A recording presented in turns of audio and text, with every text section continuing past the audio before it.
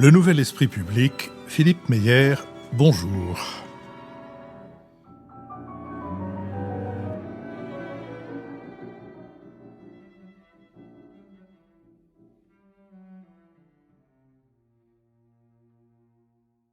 Bonjour, merci de nous avoir rejoints pour ce Nouvel Esprit Public au cours duquel nous allons tenter d'éclairer certains aspects de l'actualité avec Jean-Louis Bourlange, essayiste et ancien président de la Commission des Affaires étrangères de l'Assemblée, Béatrice Gibelin, directrice de la revue Hérodote et fondatrice de l'Institut français de géopolitique, Nicole Niesotto, vice-présidente de l'Institut Jacques Delors et Marc-Olivier Padis, directeur des études de la Fondation Terra Nova. Nous sommes partenaires de l'hebdomadaire Le 1, dont le dernier numéro a pour titre « Voyage dans la France des narcos ». Il est ainsi chapeauté « Le pays est-il menacé de mexicanisation ? De quel poids pèse l'économie des stupéfiants ? Répression, prévention, dépénalisation ? Point d'interrogation. L'économiste Clotilde Champérache, spécialiste des questions de criminalité, explique dans ce numéro pourquoi le marché européen des stupéfiants illicites est aujourd'hui inondé de cocaïne en provenance d'Amérique du Sud. Mercredi prochain, dans notre série Si c'est pour la culture, on a déjà donné, première conversation avec Timothée Guillotin, fondateur des éditions Novice et lui-même éditeur atypique, puisque éditeur autodidacte, et spécialisé, sinon entièrement au moins en bonne partie, dans les manuscrits que les autres éditeurs ont refusés. C'est d'ailleurs comme ça que je l'ai découvert, puisqu'il est l'éditeur du livre de David Bavrez, qui a eu un fort succès et qui a été l'objet d'une récente thématique. Mercredi, Timothée Guillotin, édition Novice. Notre prochain enregistrement aura lieu à l'école alsacienne le dimanche 7 septembre. Les inscriptions sont d'ores et déjà ouvertes. Toutes nos émissions font l'objet d'un compte-rendu analytique ou compendium auquel vous pouvez vous abonner gratuitement. Vous le recevrez dans votre boîte aux lettres de courriel chaque mercredi. Intéressons-nous maintenant à la situation des anciens partis dominants, les Républicains et le Parti socialiste, après l'élection de leurs dirigeants. Le 18 mai, Bruno Retailleau a été élu à la tête du Parti Les Républicains avec une majorité de 74,31% des voix. Dans la foulée, le nouveau dirigeant de LR a pris 3 engagements: rendre le parti à tous les militants via des référendums, remettre le parti au travail et reconstruire pour gagner les élections. Je veux faire se lever une vague bleue, a-t-il lancé en pensant au municipal de mars prochain. À droite, la victoire de Bruno Retailleau signe le retour d'un espoir après plus de 10 années dans l'opposition et une succession de revers électoraux dont LR ne s'est jamais vraiment remise. Les bons scores obtenus dans différentes élections partielles à Villeneuve-Saint-Georges, dans le Jura ou les Hauts-de-Seine, sont un signe, veulent croire les cadres du parti, qu'un espace existe entre une Macronie jugée finissante et un Rassemblement national privé de sa candidate naturelle si la peine d'inéligibilité de Marine Le Pen se confirme en appel. Si sa large victoire installe Bruno Retailleau comme le nouveau candidat naturel de la droite pour la prochaine présidentielle, il doit toutefois composer avec les ambitions de ses soutiens de campagne. Dans un sondage Toruna Harris Interactive pour LCI, le nouveau patron de LR reste largement distancé par Édouard Philippe au premier tour de l'élection présidentielle. Au Parti socialiste, si la victoire sur le fil d'Olivier Faure reconduit le 5 juin avec 50,9% des suffrages au détriment du maire de Rouen, Nicolas Mayer-Rossignol, donc à 250 voix près, si cette victoire ne fait pas débat, aucune synthèse n'a cependant été possible entre les deux fractions lors du 81e congrès réuni du 13 au 15 juin à Nancy. En cause, la place de la France insoumise au sein de l'Union de la gauche, 3 ans après la nouvelle Union populaire écologique et sociale de 2022, 1 an après le nouveau Front populaire de 2024, la relation des socialistes à Jean-Luc Mélenchon et à LFI a empoisonné le congrès du PS. Nicolas Mayer-Rossignol, estimant qu'il ne fallait plus d'accord national et programmatique aux législatives pour gouverner ensemble avec la France insoumise, a demandé solennellement à son parti de dire et écrire et affirmer unanimement qu'il n'y aura pas, sous aucun prétexte, ni au plan national ni local, même en cas de dissolution, d'alliance avec LFI. Le premier secrétaire a refusé cet amendement au texte final, estimant qu'il ne faut pas qu'on sorte de l'ambiguïté stratégique vis-à-vis du LFI. L'état de division dans lequel se trouve l'ancien parti dominant de la gauche, aujourd'hui réduit à moins de 40 000 militants revendiqués, l'expose à de grandes déconvenues. En désaccord sur la ligne, les socialistes vont avoir le plus grand mal à se doter d'un projet susceptible de renouveler leur identité. Les deux camps visent un accord avant le premier Conseil national du PS prévu le 1er juillet sur cette question. Marc-Olivier Padis. Il y a une pertinence, en effet, à traiter en même temps ces deux partis parce qu'ils ont au moins deux points communs. Premièrement, l'usage de cette formule « remettre le parti au travail », qui est littéralement formulée par les deux partis. On se demande quelle obscure force les empêche de se mettre ainsi au travail, mais c'est la réalité. Et puis le deuxième trait qu'ils partagent en commun, c'est l'idée qu'ils vont revenir à l'âge d'or de leur domination sur le système politique français. Alors évidemment, il y a une part d'hypothèse entre ceux qui pensent que le système français bipartisan va un jour retomber sur ses pieds et ceux qui pensent que l'irruption macroniste a profondément bouleversé la donne. Mais on voit bien que les deux partis, en fait, sans en débattre explicitement, tablent sur le fait qu'ils vont revenir au centre du jeu. Ce qui est assez significatif de cette position, c'est le débat sur le système électoral et notamment le passage à la proportionnelle plutôt qu'au scrutin majoritaire. LR, notamment, débat très fortement, conteste très fortement l'idée de passer à un vote proportionnel et veut maintenir le système majoritaire parce qu'il pense qu'un jour, peut-être après des élections présidentielles, il retrouvera une situation où à l'Assemblée nationale, ce parti aura plus de 50% des députés. Moi, ça me semble en l'état, aujourd'hui, une hypothèse tout à fait, sinon extravagante, du moins très, très osée.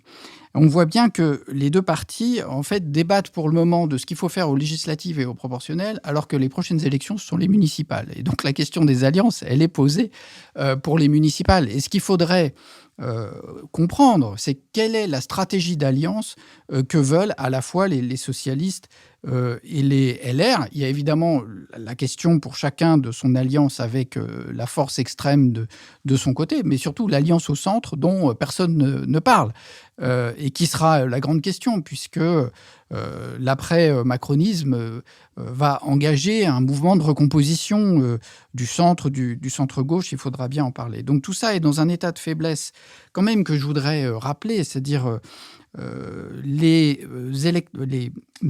adhérents socialistes qui ont participé au vote sur les textes d'orientation pour le congrès de Nancy, c'est 24 701 votants.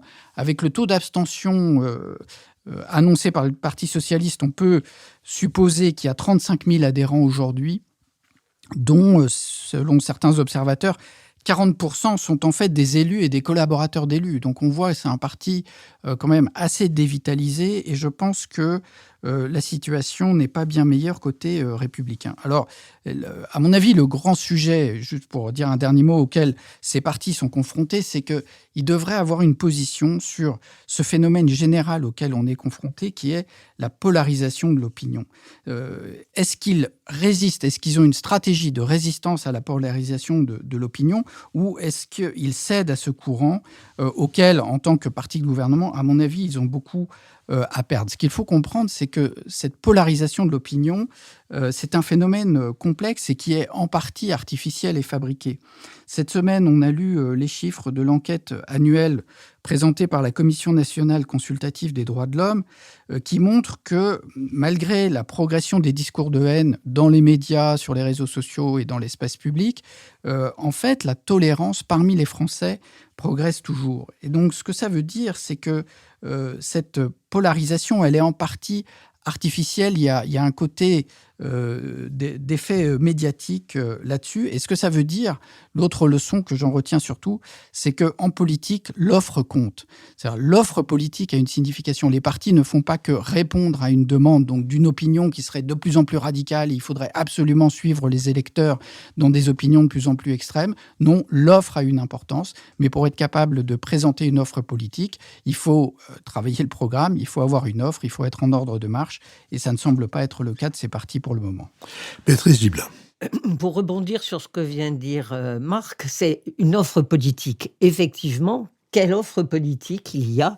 Et je vais commencer par les socialistes. Je dis heureusement qu'ils avaient à se battre sur LFI, parce qu'autrement, il n'y avait pas la moindre proposition programmatique, c'est-à-dire que dans les différents textes d'orientation, il y en avait 3, car tout d'un coup, Boris Vallaud s'est senti à la tête du groupe socialiste de l'Assemblée, s'est senti la nécessité de faire un texte d'orientation sur une manœuvre, en fait, sans doute mise au point avec Olivier Faure, qui était d'aller le rejoindre dans un deuxième temps et de sauver la situation du premier secrétaire.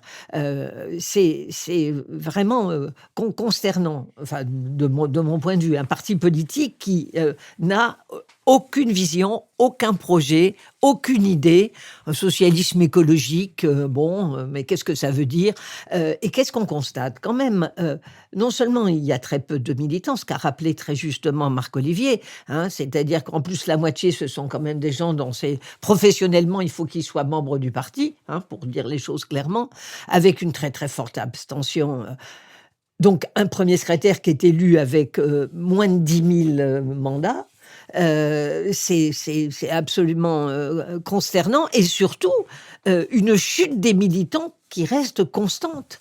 Sur le dernier mandat d'Olivier Faure, on a une chute militante au PS qui est tout à fait impressionnante. Donc, je ne vois pas comment ça ne pourrait pas continuer à chuter de cette façon-là. Par ailleurs, il y a quand même quelque chose, et c'est valable pour LR, ce que je vais dire maintenant, c'est-à-dire que ce sont des partis qui restent bien implantés localement, avec des grandes mairies, un certain nombre de municipalités dans des villes de 30 000, de 50 000, de 100 000 habitants.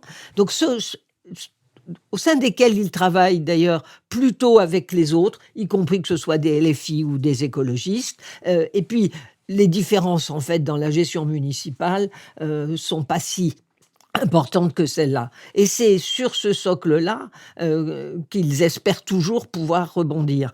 Moi, je pense que dans la difficulté, il n'y a aucune incarnation possible dans le cadre des socialistes, parce que c'est pas Olivier Faure qui va emporter une forte adhésion, certainement pas. Il n'est pas le candidat naturel, donc on va retrouver en fait dans ce mythe révolutionnaire à gauche d'une union, et je pense qu'il y a des électeurs socialistes qui sont toujours dans ce mythe-là de l'union de la gauche, et puis ce côté révolution. Cette fois-ci, on trahira pas, donc ce qui disqualifie d'autant tous les sociodémocrates qui pourraient peut-être essayer de faire quelque chose, mais ça ne se produira à mon avis pas.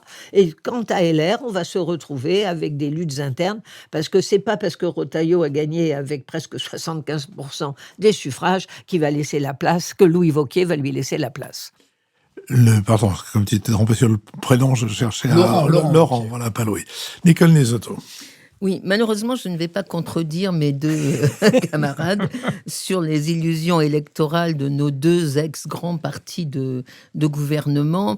Je vais commencer par les points communs. Les points communs, c'est qu'ils partent quand même de très très bas. LR a 39 député à l'Assemblée nationale. Il a eu 5,41% des voix en juillet dernier pour les législatives. Le PS a un peu plus, 64 députés, donc ça part de très bas. Et quand on regarde effectivement les derniers sondages d'opinion qu'on a à notre disposition, alors pour les intentions de vote, LR est crédité de 10% dans le dernier sondage d'avril 2025, alors que le RN est crédité de 32,5%. Alors pour le Parti socialiste, il n'y a pas le chiffre parce qu'il est encore noyé dans les sondages dans le nouveau Front populaire. Mais quand on regarde les personnalités préférées des Français, c'est pareil. Retailleau est en 6e position avec 34 points, alors que Édouard Philippe, Jordan Bardella et Attal sont en 1er, 2e et 3e position. Donc, ils partent de très très bas. Deuxièmement, ils ont eu quand même l'intelligence de mettre un peu d'ordre dans la maison, c'est-à-dire de désigner un chef assez tôt. Quand on se rappelle l'élection présidentielle de 2022, les primaires avaient eu lieu en décembre 21 pour le LR et en janvier 22 pour la gauche. Donc là, il y a un petit progrès. Mais troisièmement, effectivement, on nage en pleine illusion électorale. Ces partis ne pourront pas redevenir ce qu'ils ont été. En revanche, ce qui est intéressant, je crois, c'est qu'il faut s'interroger sur leur stratégie d'alliance. Quand on regarde LR et l'écart extraordinaire entre Bruno Retailleau et Wauquiez, cet écart signale deux alliances différentes, deux stratégies d'alliance différentes. La première, qui était soutenue par Wauquiez, c'était l'alliance de toutes les droites, y compris avec Ciotti, mais peut-être aussi avec le RN. Et pour les municipales, Retailleau a bien dit qu'il ne donnerait pas de consigne de vote, donc il laisserait faire les logiques locales l'emporter. Donc il est possible que la stratégie Wauquiez l'emporte sur certaines municipales, alors que lui, Retailleau, a une stratégie entre guillemets beaucoup plus centriste, qui est de dire alliance essentiellement avec ce qu'il appelle le bloc central, c'est-à-dire Édouard Philippe et Gabriel Attal, et avec cette image que je trouve complètement surréaliste de Retailleau avec ses deux vice-ministres, ce qui n'a absolument pas le début du moindre possibilité de réalisation. Je ne vois pas une seconde comment Édouard Philippe peut accepter une alliance avec Retailleau. Mais la vraie différence, c'est que LR a quand même un atout en légitimité que n'a plus le PS. Bruno Retailleau a été très bien élu, il a véritablement le parti avec lui. Ça n'est pas le cas d'Olivier Faure, qui a été élu avec 200 voix, et surtout qui a été d'abord contesté dans son élection. Et surtout, vous l'avez dit, mais je veux le répéter, il n'y a ni accord sur les stratégies d'alliance, ni accord sur le programme. Or, on voit qu'on est dans une phase où la guerre est dans l'air du temps, l'ascenseur social ne marche plus, le populisme gagne de partout, et on a une gauche qui refuse, encore une fois, de devenir la social-démocratie que l'on attend partout en Europe et que d'autres partis socialistes européens ont réussi à faire comme révolution. On a un parti socialiste qui se maintient dans une gauche d'opposition et non pas dans une gauche de gouvernement. Alors, pour les municipales, le PS, à mon avis, ne sera pas inquiété parce qu'il a énormément de villes de plus de 100 000 habitants. Je crois qu'il a un tiers des villes de 100 000 habitants, donc il n'a pas besoin de LFI. Mais en revanche, pour les législatives et sur les présidentielles, malheureusement, j'ai peur que la tendance opportuniste, électoraliste, l'emporte sur la vraie réflexion politique. Il me semble qu'il y a une chose dont aucun des partis ne tient compte, c'est le fait qu'avec la multiplicité des candidatures, on en sait combien à droite, de l'extrême droite jusqu'au centre, et puis après du centre jusqu'à l'extrême gauche, le ticket d'entrée pour le deuxième tour est très bas. Il est sans doute à 15%, peut-être même à 12%. Ça veut dire que même Patrick Sabatier peut se présenter. Et ça devrait faire partie de la réflexion que Jean-Louis Bourlanges va enrichir selon son habitude. Oui, évidemment, on est, je crois, assez d'accord tous sur l'analyse, la convergence. On voit bien ce qui unit ces partis. C'est d'abord la nostalgie.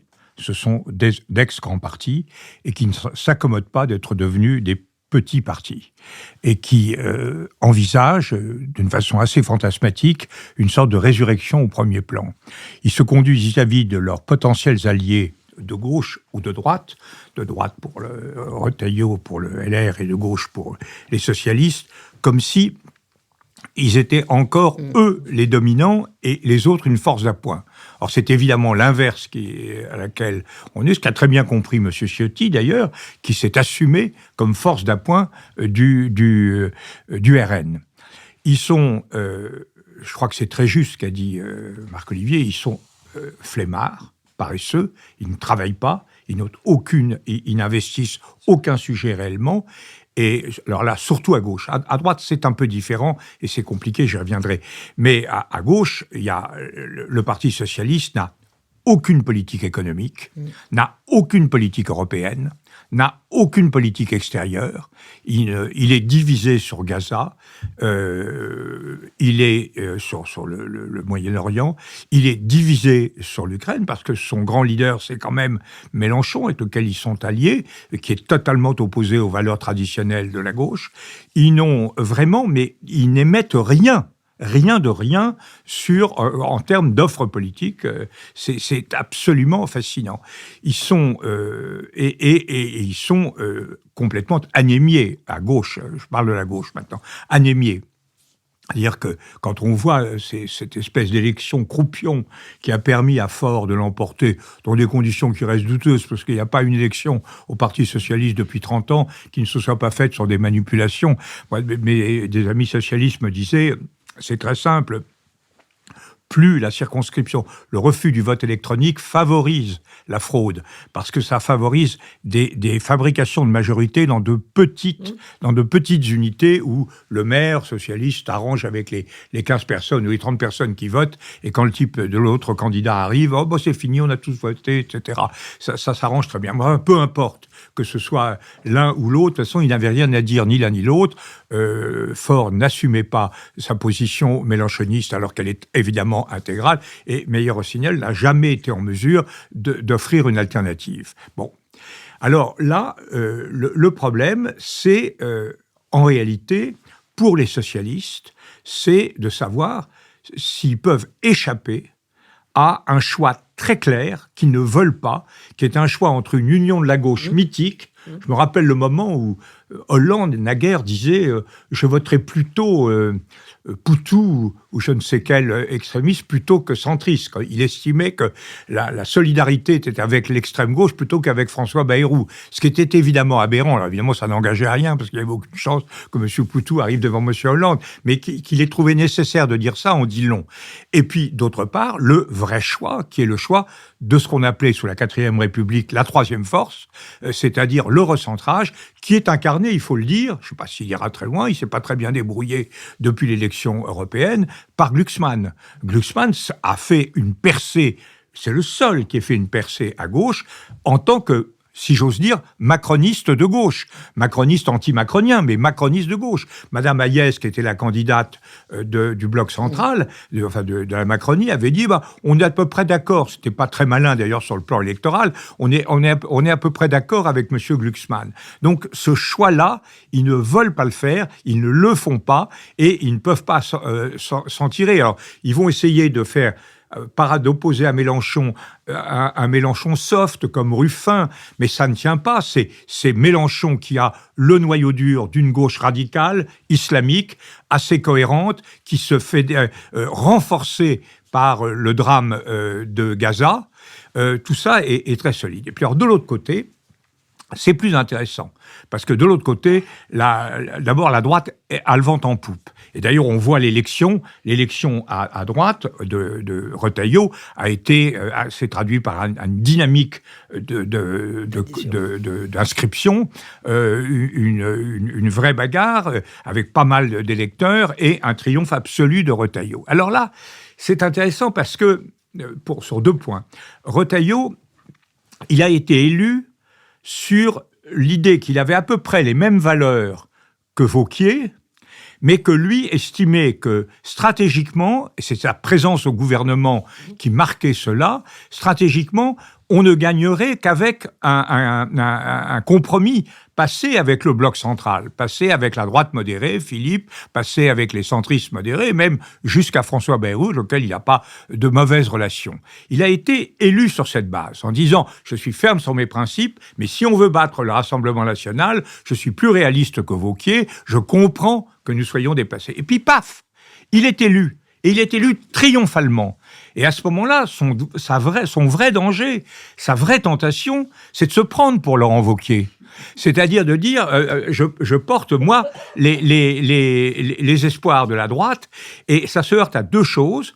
D'abord, idéologiquement, il représente une droite très minoritaire. Il représente une droite traditionnaliste, néo-villiériste, une droite vendéenne, je dirais, alors que Madame Le Pen et Bardella représentent une droite moderne, une droite païenne, une droite pas du tout hostile aux évolutions sur la famille, sur le mariage pour tous, etc.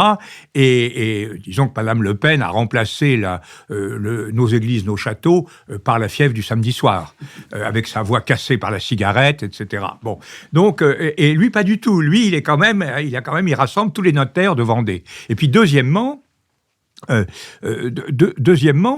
il ne peut pas rassembler le bloc central. Donc, sa présence dans l'élection présidentielle rendra inévitable une présence de centre-gauche Et il ne pourra pas la remplacer. Les deux monteront, je ne sais pas qui ce sera, mais les deux monteront en parallèle parce que ce seront deux familles différentes. Et là, le risque énorme, évidemment, c'est qu'à l'élection présidentielle, les gens issus de la droite du bloc central, Retailleau dans l'hypothèse, et de la gauche du bloc central, se trouvent en position 3 et 4, derrière Marine Le Pen ou Jordan Bardella, et derrière Mélenchon. Ça, c'est le grand risque. Il faut que Retailleau revienne aux valeurs fondamentales qui ont fait son élection. Je vous remercie. Je vous propose que nous passions au deuxième sujet, celui de la guerre entre Israël et l'Iran, de la situation stratégique, des transformations induites par cette guerre sur la scène internationale. Le 12 juin, donc, Israël a déclenché une guerre préventive contre les infrastructures nucléaires de l'Iran et contre ses cadres.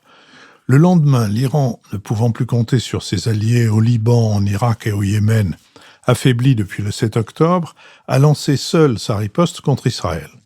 Ses alliés, au sein de l'axe de la résistance à Israël, bien entendu, le Hamas, le Hezbollah notamment, sont restés atones, à l'exception d'un tir isolé de missiles par les houthistes yéménites, tir qui a manqué sa cible et qui s'est abattu sur Hébron, en Cisjordanie occupée. L'Irak, la Jordanie et les monarchies du Golfe, qui accueillent des bases américaines sur leur sol, sont tétanisés à la perspective de représailles de Téhéran contre l'État hébreu et son allié américain. En Israël, dans une étude publiée lundi par l'Université hébraïque de Jérusalem, 70% des sondés soutiennent l'opération, avec une approche très divisée selon les populations, 83% chez les Juifs israéliens, 12% chez les Palestiniens de citoyenneté israélienne. Même si elle a fait capoter les négociations qu'il avait rouvertes avec Téhéran, et en dépit de la déclaration de la coordinatrice du renseignement américain, selon qui l'Iran n'était pas engagé dans la fabrication d'une arme nucléaire, Donald Trump a soutenu publiquement l'opération israélienne contre l'Iran et ordonné l'envoi de renforts, notamment navals, pour aider à la défense d'Israël. Le porte-avions nucléaire Nimitz a été dépêché depuis la mer de Chine vers le Moyen-Orient, mais le président américain s'est jusqu'à présent abstenu d'engager directement les forces de son pays dans des actions offensives. Il a mis en garde l'Iran contre la tentation d'attaquer les intérêts américains dans la région. Il continue à prétendre qu'une négociation peut reprendre et rentrer précipitamment du sommet du G7 au Canada. Donald Trump a réuni mardi un conseil de sécurité consacré à la guerre aérienne entre Israël et l'Iran. La perspective d'une participation américaine au raid contre l'Iran a créé une fracture au sein du mouvement MAGA, où l'aile isolationniste critique dorénavant ouvertement le président. La Russie a été la seule parmi les puissances qui comptent à condamner très clairement l'attaque israélienne. Moscou ne pouvait pas faire moins à l'égard d'un pays qui lui fournit une grande quantité des drones utilisés contre l'Ukraine. Les critiques de la Chine ont été plus discrètes. L'ensemble des pays européens a affiché sa solidarité avec Israël tout en invitant les deux parties à la désescalade. Les guerres préventives occidentales en terre d'islam du début du XXIe siècle, celle d'Irak en 2003, celle de Libye en 2011, ont abouti à des catastrophes régionales qui ne sont toujours pas résolues. Sur cette question, Béatrice Gibelin. Oui, c'est une affaire dans cette offensive israélienne sur l'Iran qui suscite une très très grande inquiétude. Est-ce que les États-Unis Trump, en fait, va décider d'intervenir ou pas intervenir? Il vient de faire une déclaration hier en disant qu'il se donnait 15 jours de réflexion. Donc, comme si tout le monde retenait son souffle. On va essayer de regarder les choses avec un peu plus sereinement. Dans cette affaire qui a démarré donc il y a une semaine, il y a, qu'on le veuille ou non, qu'on le dise ou non, une réelle admiration pour le savoir-faire militaire d'Israël qui a mené une opération absolument étonnante, j'allais dire éblouissante dans sa réalisation. Il suffit d'entendre un certain nombre de nos anciens généraux comme très, très raisonnables et très compétents qui reconnaissent effectivement... Oui, qui reconnaissent à ce moment-là pouvoir intervenir comme ça, avec une telle efficacité, montrant qu'ils avaient infiltré et depuis longtemps en Iran même pour pouvoir renseigner exactement, précisément à quel endroit il fallait aller supprimer le chef d'état-major, le responsable de la sécurité, et puis toute la défense aérienne. Parce que ce qui est absolument fascinant en regardant ça, c'est qu'effectivement, l'Iran est maître du ciel. Elle intervient, Israël, à 1700 kilomètres de son pays, ayant liquidé la défense aérienne syrienne auparavant, idem sur l'Irak, et ils vont dans leur corridor tranquillement bombarder, intervenir en Iran. Donc il y a cette stupéfaction de ce savoir-faire militaire israélien. Et puis qu'est-ce que ça laisse apparaître ? Ça laisse apparaître effectivement l'isolement de l'Iran. Même si ça a été condamné par la Russie n'a absolument pas les moyens en ce moment, empêtrée qu'elle est avec l'Ukraine, de vraiment intervenir du côté iranien. Les Chinois, très prudemment, se taisent et tout ce qui les préoccupe, c'est le détroit d'Ormuz, de façon à ce que le pétrole puisse continuer à circuler. Il y a la position effectivement des Européens, qui ont très tôt dit qu'ils soutenaient Israël dans son droit à se défendre. Et c'est là où on est sur une grande ambiguïté. Est-ce qu'on est dans un non-respect effectivement du droit international, puisque Israël agresse l'Iran, et de dire on ne l'a pas accepté avec la Russie sur l'Ukraine, et voilà qu'on l'accepterait sur Israël sur l'Iran. Pour moi, la comparaison là n'est pas tout à fait juste. Parce que depuis 1979, que disent les mollahs, d'abord Khomeini, c'est liquider Israël, détruire l'existence même d'Israël, d'entrée de jeu. À quelle fin ? Je pense que c'était sur une idée dans leur projet politique qui était de devenir les grands leaders du monde musulman, attirer au fond les arabo-musulmans derrière cette révolution théocratique chiite, alors que les autres sont sunnites, mais faire d'Israël le point de ralliement où tout le monde aurait pu être d'accord pour sa liquidation. Donc depuis 1979, c'est le même discours qui est tenu de la part de l'Iran vis-à-vis d'Israël. Le deuxième point qui me semble tout à fait important, c'est que cet isolement iranien s'explique aussi sans doute par la faiblesse interne de l'Iran. On n'est pas du tout dans la même configuration que la Russie sur l'Ukraine à ce moment-là. On a une majorité de la population iranienne qui est dans la détestation de ce régime. Mais néanmoins, les Iraniens sont, comme tout à chacun, patriotes et ne supportent pas cette invasion, cette attaque contre leur pays, qui fait évidemment des dégâts beaucoup sur les civils. Dernier point, comment expliquer cette obsession nucléaire qui frappe beaucoup dans la décision du gouvernement iranien d'obtenir la bombe. Marc-Olivier Padis. Oui, comme vient de le dire Béatrice, ce qui est tout à fait frappant dans cette situation, c'est le niveau d'affaiblissement extrême de l'Iran, isolement, comme l'a dit Béatrice, un travail militaire en plusieurs étapes des Israéliens, travail au long cours sur le renseignement, qui fait qu'ils savent exactement où ils doivent taper pour éliminer les ingénieurs, les généraux, etc. J'ajoute aussi l'affaiblissement des proxys iraniens. On sait que l'Iran menaçait Israël en fait par l'intermédiaire du Hezbollah au Liban, par l'intermédiaire d'autres milices en Syrie, etc. Or, tout cet axe chiite qu'il a construit au fil des années s'est effondré. Le régime de Bachar el-Assad s'est effondré aussi en Syrie sans que l'Iran ne soit capable de lever le petit doigt pour sauver ce régime.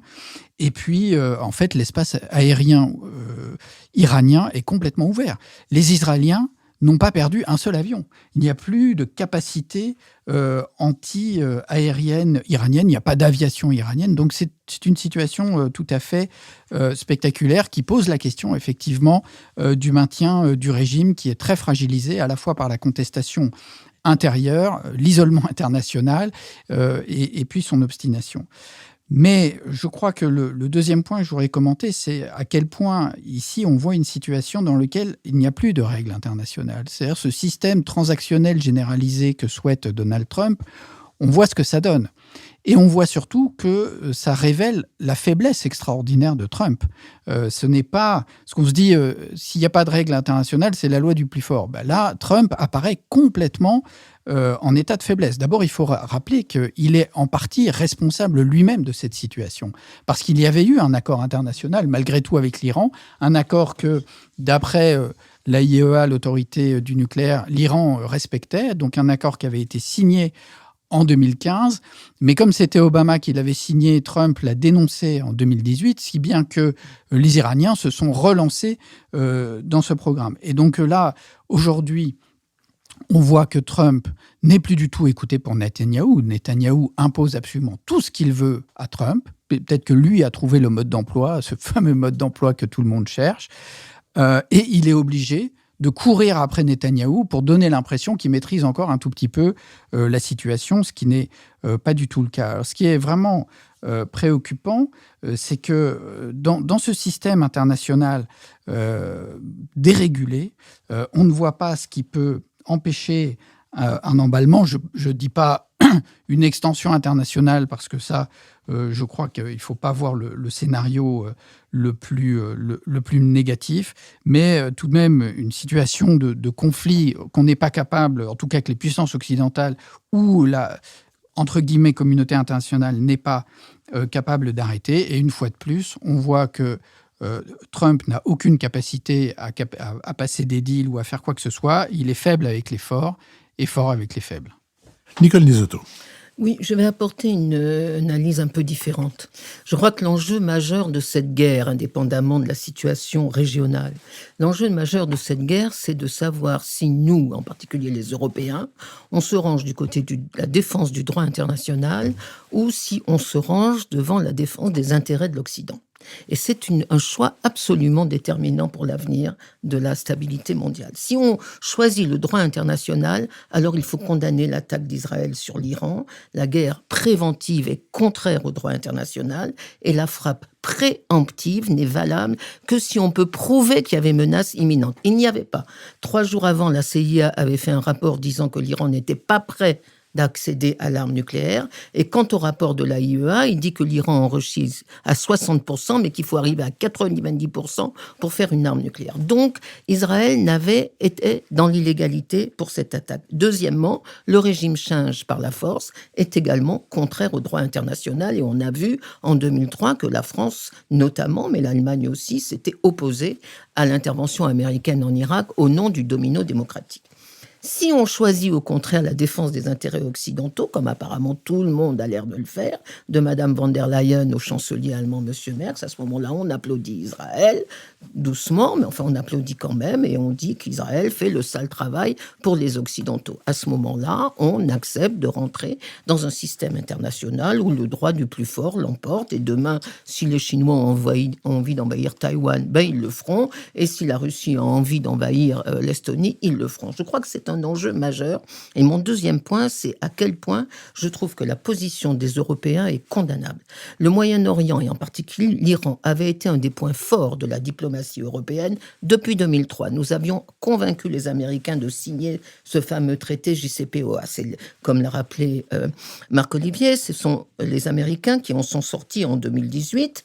Et bien évidemment, les Iraniens ont recommencé à proliférer. Il ne faut quand même pas être plus royaliste que le roi. Mais en tout cas, les Européens ont toujours défendu la solution diplomatique, toujours sur la question iranienne, toujours été contre la prolifération nucléaire aussi. Et là, tout d'un coup, sans aucune explication, les Européens changent de braquette et se mettent du côté du plus fort, du côté israélo-américain. Et ça, je crois que les Européens vont le payer très cher à l'avenir, en particulier sur la question iranienne. Troisième point, pour finir. On parle beaucoup de la faiblesse de l'Iran, ce qui est vrai, mais on ne parle pas assez de la stratégie d'Israël. Quelle est la stratégie d'Israël dans cette affaire ? Quand on regarde depuis 2 ans, 1 an et demi maintenant la guerre, on a une politique israélienne qui est de destruction de Gaza, y compris des populations civiles, une politique de déplacement des populations à Gaza, là aussi absolument contraire au droit international.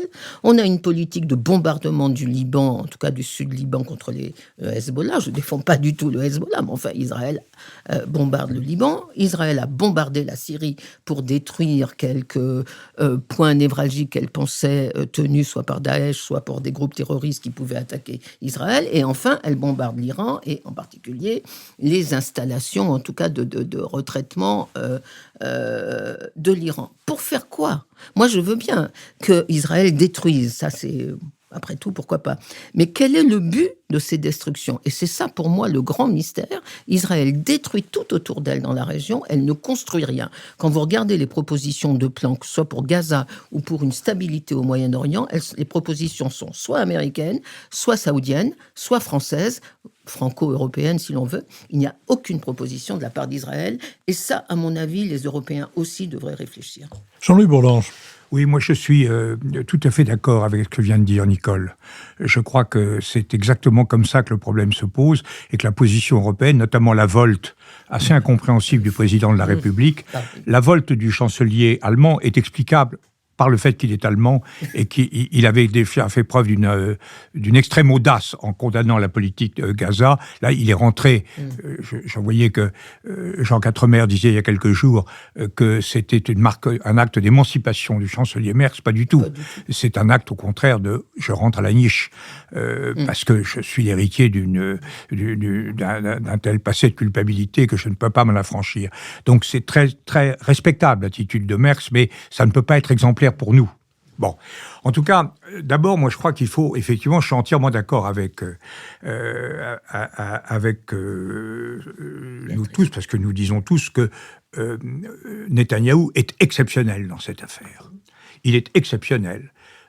Dans la maîtrise politique, c'est, je crois, profondément malfaisant pour les raisons qu'a indiqué Nicole, mais il a quand même réussi à travers parce que pourquoi a-t-il fait ça? Je crois que la cause est entendue. Quand on écoute ce que disait Netanyahou il y a 20 ans, c'était exactement le même discours. C'est dans 15 jours, ils vont avoir la bombe.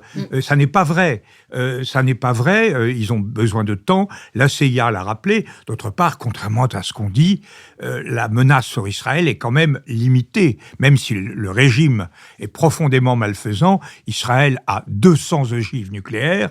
Elle peut détruire du premier jusqu'au dernier des habitants d'Iran. Elle peut liquider 90 millions de personnes sans aucun problème. Donc, quand on est avec cette position-là, on voit quand même venir avec un petit peu de sérénité. Mais là où il est très fort, c'est qu'il a compris qu'il était totalement impopulaire sur Gaza et menacé, effectivement, par la Knesset, et que là, comme sur le Hezbollah, il obtenait, parce que les Israéliens sont à juste titre angoissés par leur survie existentielle, il faisait l'unanimité. Et ça, il a raflé la mise. C'est l'une des raisons. La seconde raison, c'est qu'il intervient au bon moment, c'est-à-dire il torpille la relance, enfin il torpille, ou il essaie de torpiller, car c'est pas fini probablement, la tentative de négociation sur la dénucléarisation des ambitions iraniennes qui est en cours. Il intervient juste au moment où les négociations vont reprendre. Il torpille marginalement les ambitions franco-britanniques de faire accéder la Palestine à une certaine réalité juridique. Donc, il fait tout ça et en plus, il se transforme dans le couple Trump-Netanyahou, qui est un couple qui me fait penser à ce que disait Michel Tournier sur l'Auguste et le clown blanc. Tournier disait, il y a toujours dans la vie politique un couple, il y en a un qui est un clown blanc qui ordonne le mouvement de l'autre, et l'Auguste qui se prend les pieds dans toutes les pas. Eh bien, le clown blanc, c'est Netanyahou, et l'Auguste, c'est Trump, qui alors là révèle son inconsistance totale, ne sachant pas s'il est pour, contre, demandant 15 jours de réflexion, ce qui n'est pas d'ailleurs la chose la plus bête, parce que 15 jours de réflexion pour Trump, c'est une innovation. Donc, je pense c'est aussi le temps qu'il faut au porte-avions pour arriver. Oui, non, mais ça, c'est... Oui, mais ça je crois qu'il n'y a pas de problème. Donc, je trouve que c'est... Mais alors là, on est, en revanche, exactement comme le dit Nicole, confronté au vide absolu des propositions. Le caractère exceptionnel de Tsahal, pas total d'ailleurs, parce que quand même le Mossad a fait preuve de légèreté avant le 7 octobre. Bah oui. Et puis on voit bien que autant l'armée technologique israélienne, c'est-à-dire l'aviation, les transmissions, la marine, tout se fonctionne de façon absolument exceptionnelle et montre vraiment, on l'a vu dans les affaires de liquidation du Hezbollah, etc., est exceptionnel. En revanche, Tsahal sur place, les pauvres conscrits, ça pèse lourd. Et manifestement, ils n'ont pas la solidité qu'avaient les combattants de Tsahal à l'époque de la guerre des 6 jours ou de la guerre de Suez. Ce sont des pauvres, des urbains, ce ne sont plus des ruraux comme dans les kibboutz, ce sont des urbains, ils sont jeunes, pas formés, apeurés, ils coûtent cher à l'État. Ça coûte cher la conscription, et ils tirent sur tout ce qui bouge parce qu'ils ont peur. Donc là, on voit bien qu'à Gaza, ils sont assez faibles. Mais pour le reste, c'est prodigieux, et le monde entier s'émerveille des prouesses techniques. Alors, sur le fond, Netanyahou donc a pris prétexte de cette menace qui est permanente pour refuser le scénario de la négociation, qu'il a toujours refusé. Parce que non seulement Trump a cassé les accords de Vienne quand il est arrivé au pouvoir la fois d'avant, mais s'il l'a fait, c'est parce que Netanyahou l'a demandé. Netanyahou s'était opposé à Obama sur la signature des accords de Vienne, et donc il poursuit ce long procès. Il a lui-même créé la situation qui a conduit à la radicalisation et à la nucléarisation de l'Iran, et il reste fidèle à cette logique. Et c'est quand même... Bon, et à part ça, rien. L'ordre moyen-oriental dont rêve Netanyahou, c'est Tsahal toute puissante, et le désert tout détruit à côté. Gaza est, d'un point de vue-là, une forme expérimentale, tragiquement réussi, personne ne peut vivre, et sur l'Iran, on ne voit pas que ça puisse déboucher sur autre chose. J'ai écouté il y a quelques jours mon ami Jean Quatremer, qui protestait contre ce discours que nous tenons, Nicole et moi, et je ne suis pas sûr que vous soyez hostiles non plus,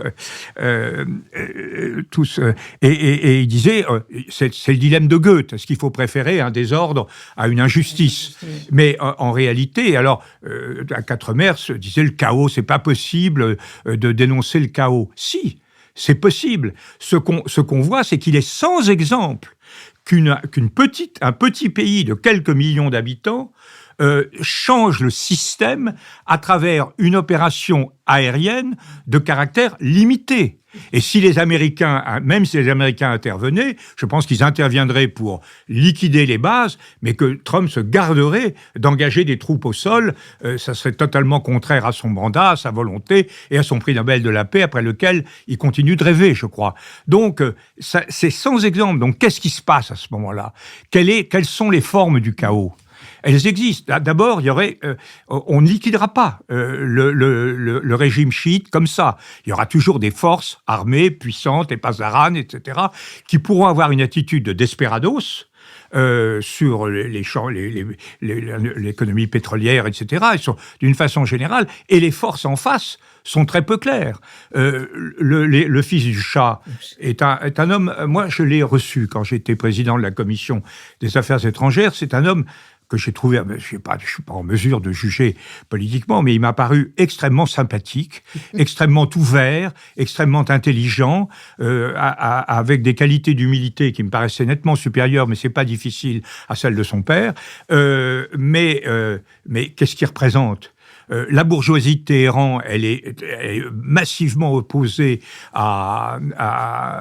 au régime actuel, mais elle n'est pas organisée. Les Kurdes, il y a tout ça. Enfin, tout ça, ce sont des forces. Et quand on voit ce qui s'est passé en Libye, après l'opération française, on a mis la pagaille dans tout le Sahel avec ce système. Quand on voit ce qui s'est passé en Irak, alors là, il y a eu des erreurs très précises post-guerre des Américains, mais on a installé une domination chiite absolument abusive. Quand on voit ce qui s'est passé en Afghanistan, on se dit qu'il y a vraiment péril en la demeure et que ça ne débouche pas. Alors, simplement, et là, c'est là où on recolle un peu les problèmes entre Trump et les Européens.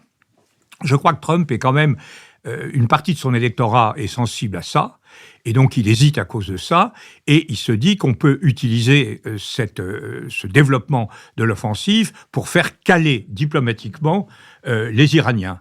C'est pas évident. C'est pas évident que le mental iranien soit prêt à ces compromis. Ils sont bizarres, les Iraniens. Je me rappelle Ahmadinejad, il avait quand même dit à un moment, il avait été voir le guide suprême en lui disant, guide suprême, il faut élargir les avenues de Téhéran. Alors le guide suprême lui avait demandé, mais pourquoi, président? Il lui avait dit, écoutez, c'est assez simple, parce qu'il faut préparer le retour de l'imam caché. Alors là, on voit quand même qu'ils ne sont pas forcément, les religieux qui sont au pouvoir à Téhéran, ils ne sont pas forcément câblés comme nous. Bon.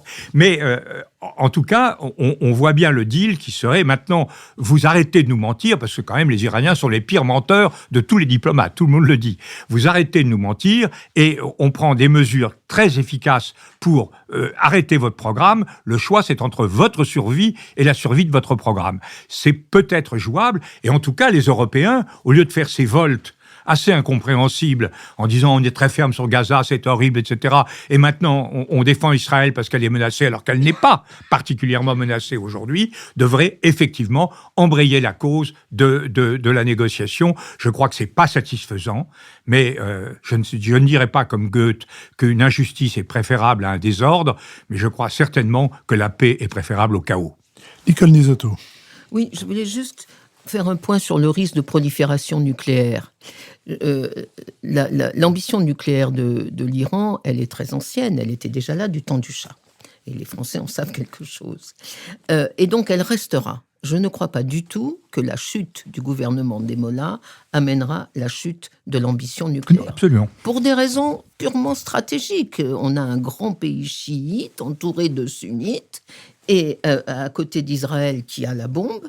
Et donc, que ce soit l'héritier Pahlavi ou un autre, je pense plus issu de la population qui dirige le pays après éventuellement les Mollahs, il n'y a pas de possibilité, à mon avis, de barrer l'ambition nucléaire de l'Iran. En revanche, il y a nécessité de dire aux Iraniens, de reconnaître aux Iraniens un statut de puissance régionale en deçà de la bombe. Exactement ce qu'on fait avec les Japonais, ce qu'on pourrait faire un jour avec l'Allemagne, etc., etc.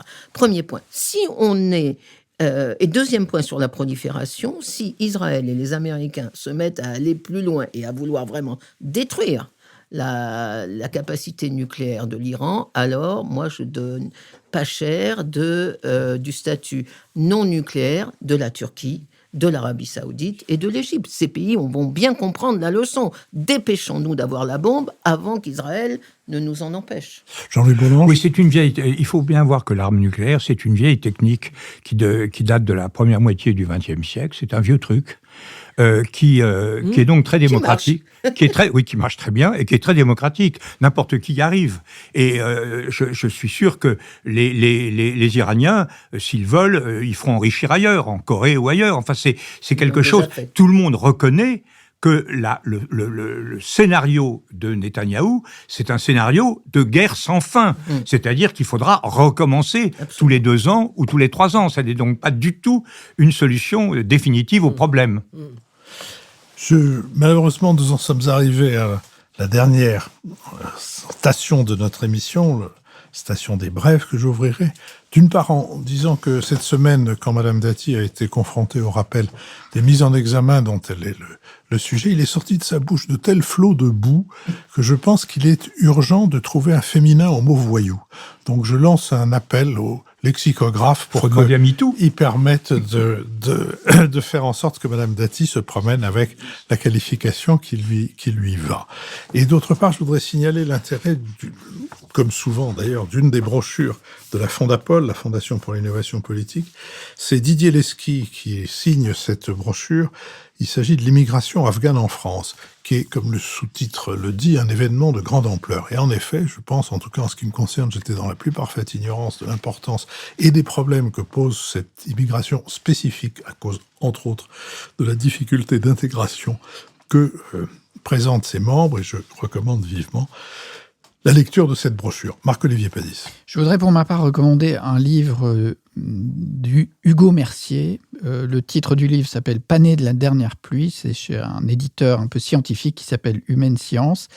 Hugo Mercier n'est pas très connu, il est chercheur en sciences cognitives et il s'intéresse dans ce livre à la question de la crédulité. Pourquoi les gens croient-ils ce qu'ils voient sur Internet ou sur les réseaux sociaux? Pourquoi certaines personnes... Parce qu'ils n'écoutent pas Nouvel Esprit Public. C'est ça la première raison. Je pense qu'on peut s'arrêter là. Tout est dit. C'est-à-dire, pourquoi les auditeurs du Nouvel Esprit Public accordent-ils un crédit aux intervenants invités par Philippe Meyer? Et donc, il y a tout ce débat sur la crédulité qui est notamment alimenté par le sociologue Gérald Bronner dans La démocratie des crédules.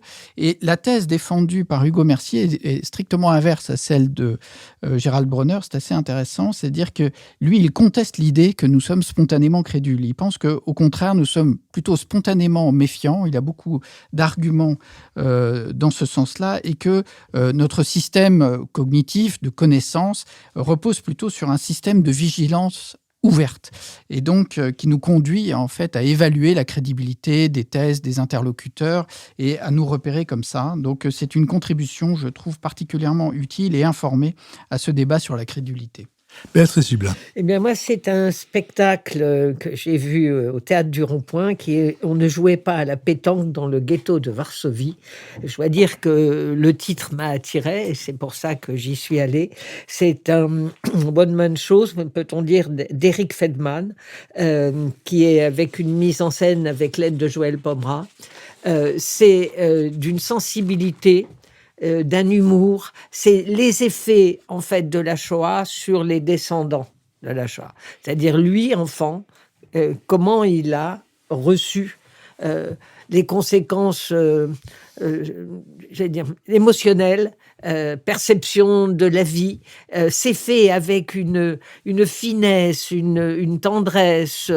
C'est un très, très grand moment, je trouve. Ça sera repris au Théâtre Saint-Martin en septembre jusqu'en octobre.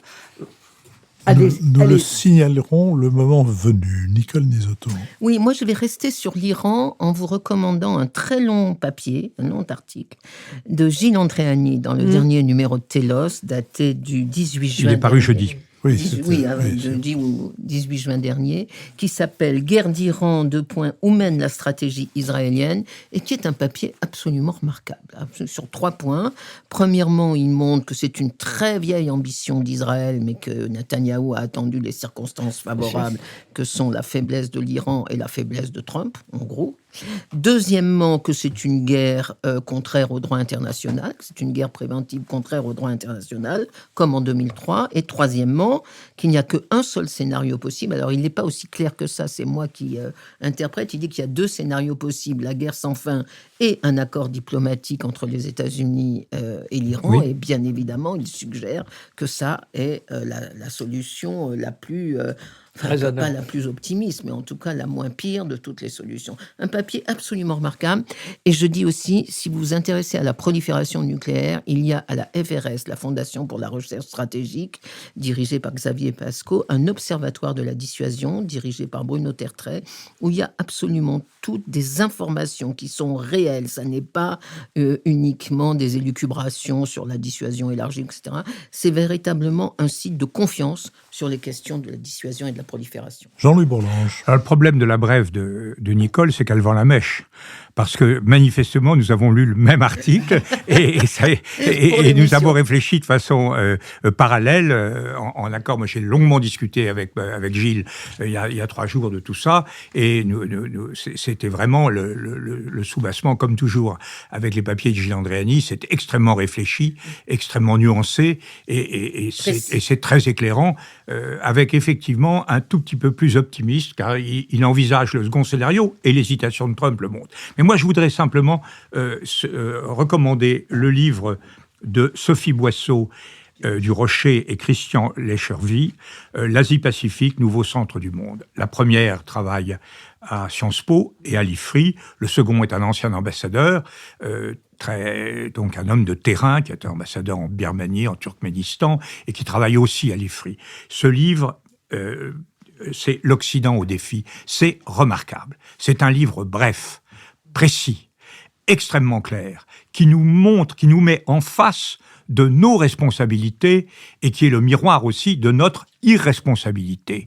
Je crois qu'il montre parfaitement que l'Asie, pas seulement la Chine, c'est ça qui est très bon dans ce papier, mais l'ensemble des puissances pacifiques ont relevé le défi de l'Occident, sont en train d'inventer un nouveau mode d'existence, de valeur, de croissance, et nous mettent et un modèle qui nous met totalement au défi. Et je pense que quand on voit la médiocrité que nous avons soulignée des débats politiques en France, c'est depuis longtemps, mais depuis au moins la dissolution. Je pense que ce livre, Odile Jacob, qui l'a édité, serait très très contente que je propose cela, devrait être envoyé à l'ensemble des Français avant l'élection présidentielle. Car là, vous avez en creux la feuille de route de ce que doit faire la France et de ce que doit faire l'Europe. Et d'ailleurs, elle se réfère constamment au rapport Draghi, et il se réfère au rapport Draghi. Donc là, c'est vraiment le miroir des réalités, et pas du tout des fantaisies, des ressentiments, des émotions et des irresponsabilités qui ont cours depuis tant de mois en France. Je vous remercie, je remercie Sophie Jacquin avec qui cette émission a été préparée, Benoît Carré qui va en assurer le compendium, Nicolas Tourneau veillant à notre site tandis qu'Olivier Magloire s'occupe des questions liées aux plateformes de financement. Merci aussi à Manon Boisard qui a enregistré cette conversation pour le studio L'Arrière-Boutique et à Julien Neuville et Nouvelles Écoutes qui produisent cette émission.